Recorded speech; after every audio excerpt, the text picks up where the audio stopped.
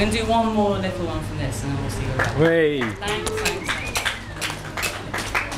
This is called George's Marvellous Medicine, like the Roald Dahl book. Yeah. It's about, I'll give it away. No, I won't give it away, I'll just go for it.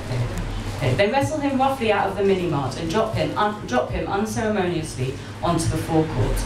Dropping the money, George lifts his left hand to his face, blind fingers inspecting where rubble is embedded in his chin. The night shift have abandoned their tasks and improvised a neat formation around the CCTV screen behind the cashier's desk. Although the man is clearly visible in real life, they watch George as a small black and white shape on the telly. He stays sitting, rubbing his head and fiddling with the contents of his pockets for some time. Staff pay no attention to the beeping and the hollering as cars try and pull up to the petrol pumps. Within minutes, there is gridlock. Drivers' listless faces peer out of windows as they steer to avoid the huge vagrant. No one gets out to help. Petrolhead George Taylor has cost Asda over £5,000 in damages and pilfered petroleum. The 36-year-old has been issued with an antisocial behaviour order and is now banned from every petrol station within a 12-mile radius of his Eggleston home. Teesside magistrates heard that on 51 different occasions, the petrol head terrorised staff and shoppers at the filling station at Asda's South Bank store. On several occasions, he was aggressive with staff when they tried to stop him. Initially, he would attempt to purchase petroleum. However, more recently, as his circumstances have changed and his notoriety grown, he has opted to arrive by night, slashing pipes and filling empty soda cans with their contents. Taylor was caught filling containers after making holes in the hoses. As the night shift workers said, he usually went for unleaded, but was happy with 4-star and diesel. Despite several hours of CCTV footage showing Taylor guzzling down fuel, when questioned, he denied all charges. Then a funny thing happens. George's body gives a sudden sharp twist and a sudden sharp jerk. Then he jumps to his feet, raising a crooked arm above his head. Taking a moment to balance, he cocks a leg, blathering its stiff knee so he's poised like Carly, blathering and blabbering, not a sight to see.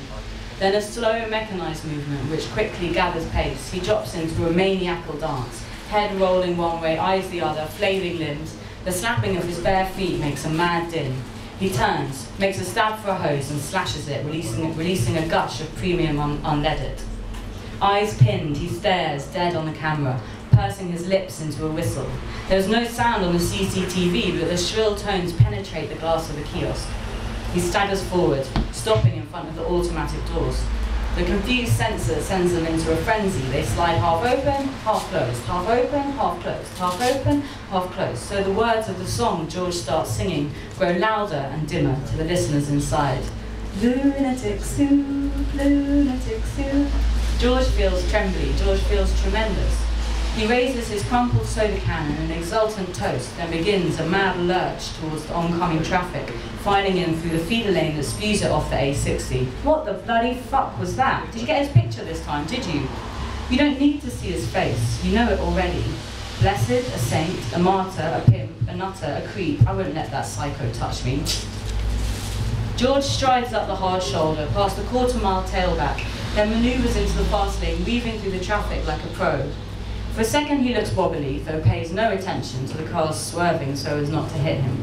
He lifts the soda can and takes a series of glugs, feels the 5-star unleaded hit his stomach. His ears go boom, boom, boom, the sounds of a big brass brand, and George can see fireworks and Chinese cockerels with their wings unclipped. He can taste pomegranates and Turkish delight, taste sugar in milk and horse meat. An anarchist with an ash-smeared face, he sails on a jasper green Javanese sea populated by gypsy skinny dippers who clamber onto lily pads for a rest, baring their breasts.